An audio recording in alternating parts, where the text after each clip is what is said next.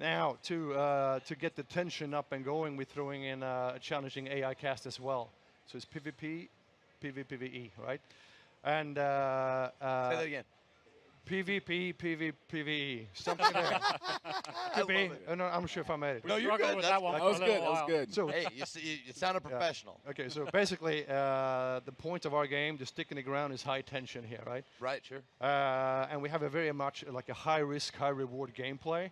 So this is a match-based game, right? So before you go in, you gear up, you bring your coolest shit, as cool as you can. It's going to help you in the battlefield. On the other hand, if you die, you lose all that stuff and your life as well. This is permadeath game, right? Permadeath, okay. Yeah, okay. so basically we want to borrow a lot of stuff from survival games where those really, really intense PvP moments happens, where you don't know if you should attack or not.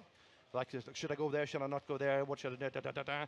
And your life depends on it, right? You're gambling with your life. We need to get across the idea that there's a fear of loss going on with this as well. If you don't feel loss, if you don't have something to lose, Yeah. Right. you know, that risk just disappears. Well, that's what I'm saying. When you say you gear up, how do you gear up? This is in the beginning of the game. In the beginning of the match, you see a tactical map.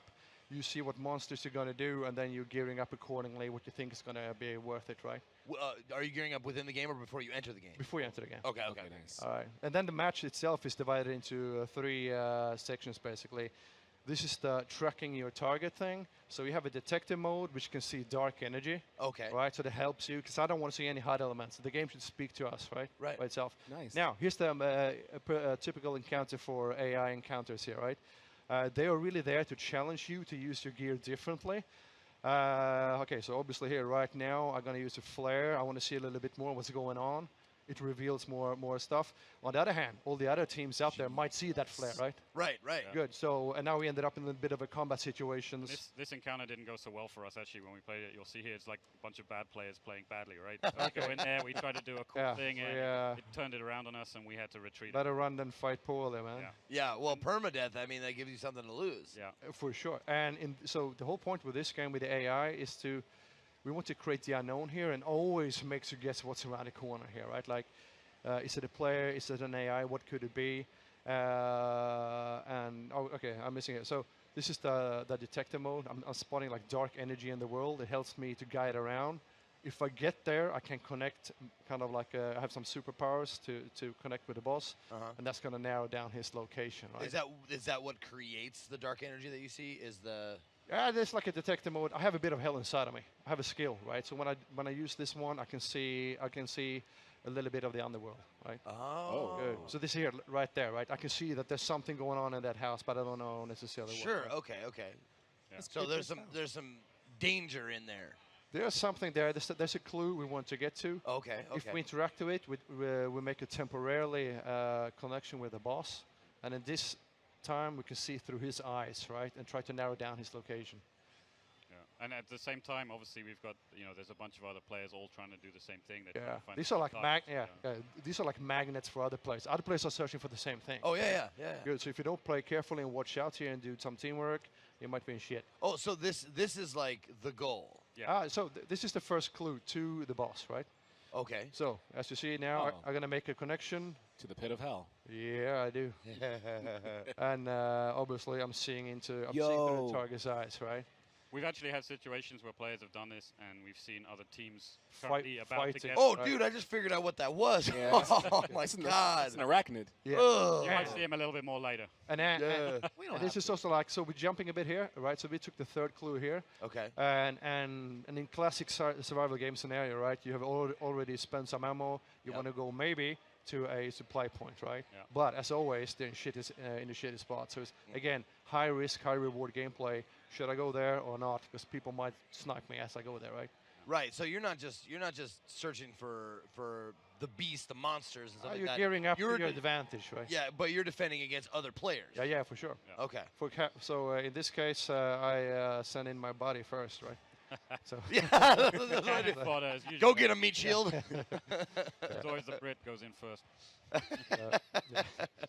Is this you guys actually playing? Yeah, for sure. Yeah. Oh, awesome. Yeah, That's really so, So he could legit send you in, then he dies permadeath, you live, and you keep all your stuff. we have a reviving mechanic, right? So we really want to keep you playing together here. Gotcha. So, okay. but if you revive, they lose a health chunk.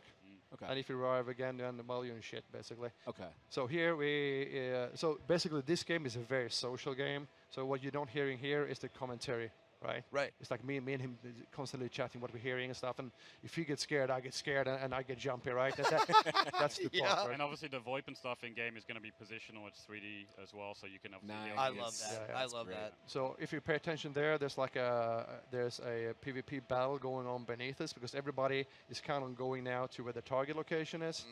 We have nothing really to gain from going there, right? Like we can shoot them, but they don't have the bounty yet. Right. So we're gonna go in first. Yeah, what you're actually going to see for the next two kind of shots here is two of our special AI. The first one we're going to see just coming up here will be the Hive. These, by the way, are dogs. If you go close to them, they're going to start barking. Other players are going to hear you. They're going to attract AI Other to players, you. like the map should speak to you, right? Right. The map, and I can play chess kind of. Where are the other guys? Where should I go?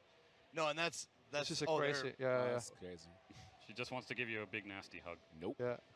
Yeah, I saw in the opening 5 she's minutes. full of bugs. Yeah. So she's a long-range enemy with like swarm bursting out of her chest. Oh my God, you're terrible people. And this is classic, like you're bleeding, you need bandages, all that stuff, right? Yeah, that's something I was going to ask you about the healing items. Like, probably like they take time. Yeah.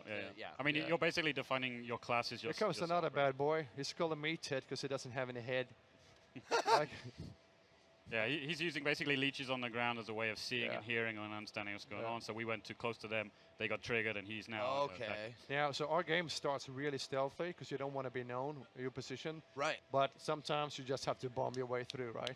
Well, yeah. I mean, if that guy sees you, it's. Yeah, this is like hotspots of actions. Yeah. The lighting's outstanding in this game. It's all about the mystery and the darkness and the unknown. Yeah. And obviously, now, this is oh, sorry. So here we are. This is the boss fight. Okay. It's a human mixed with a spider. He climbs on walls and roofs. You need to be sure to be fast here, because there could be another team coming and fighting him at the same time, right? Oh, that's not good. No. Yeah. So our game is very dynamic. It's like, if you and me were playing it, right, and we hear these guys playing it, we might as well just wait for them to do it, and then we go in for the kill in the end, right? That's what I'm saying. Like, you let them take the brunt. Yeah. It's a perfectly legitimate strategy for players to go in and try to hunt another team. At this point, I'm being jumped by. He just jump attacks and everything, right? And you see him one time, then he's gone the other. Yeah. That is a super quick spider. Yep. So at this point now, we have killed him. In order to get the bounty, we need to banish him to hell. Now I understand, kind of like, I'm getting more and more like, you guys are bounty hunters. You want to banish these guys, and you get paid. Exactly that. And when we do, there's a burning spot on the map opens up. Like, every player in the whole map now sees where this is. This is why it's called Hunt Showdown. Bam, right? Everybody gonna go there. Everybody gonna duke it out. Dude. Yeah.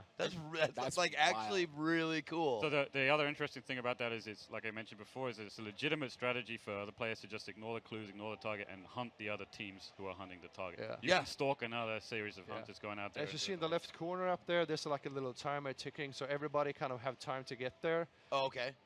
Here I'm being badly slapped. Right? So here's where we have like the revive mechanic, right? Like I died, he can revive me, but I lose the health chunk, right?